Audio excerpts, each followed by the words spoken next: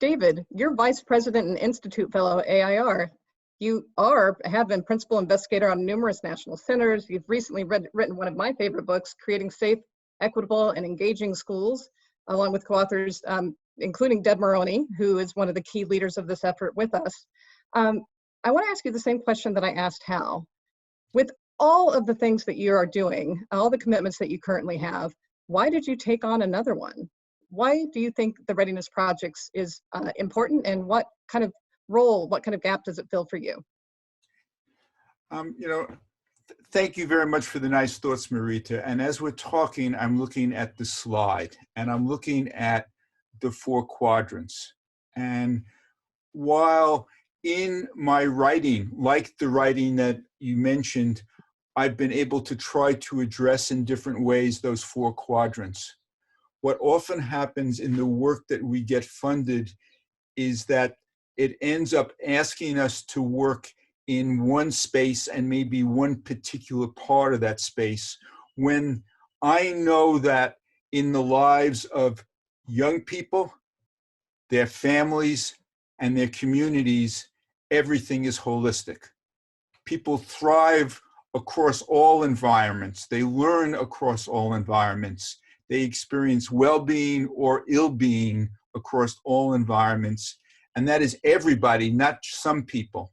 And I think the Readiness Project offers us an opportunity to do that at a time when we know so much more about how these different pieces come together in terms of adolescent development.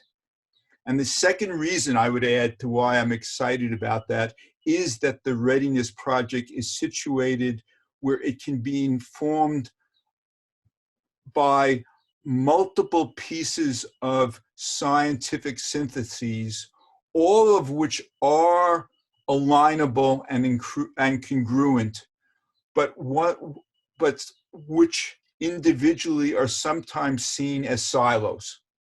And just as young people and the people who support them are not silos, so what we know about how people develop, thrive, is not something that we can compete with between different pieces of work, but we need to find out where there is a rich alignment, and there is one right now, and the Readiness Project can help us address that.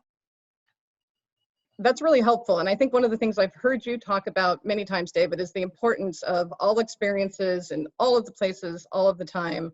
As you talk about the importance of really grounding this in what we know from the recent findings in science, can you speak to what difference you think that will make to all the adults working in all of those places?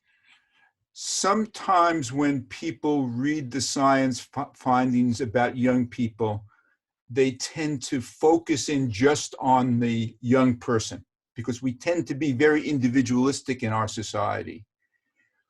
The science findings really are consistent about the fact that we as people, young people as people, develop in relationship with other people.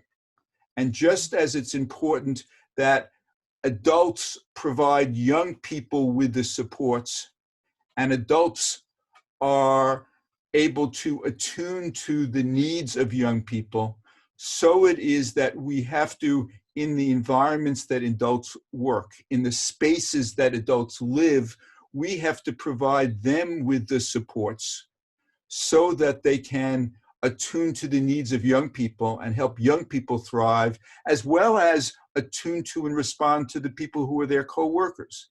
And we know that in all times, but we certainly know that right now in the world of COVID-19, where we are so interdependent on each other for emotional as well as intellectual support. The relationships do matter. And thank you, David. You can see again why it's clear why the Forum and National Urban League need the AIR team and your networks. I'm going to have Karen speak a little bit now why from the Forum perspective, this extra horsepower really helps us translate the science findings in a way that is aimed at upending inequity and really helping all youth to thrive. Thank you again for joining us. And thank you for having me.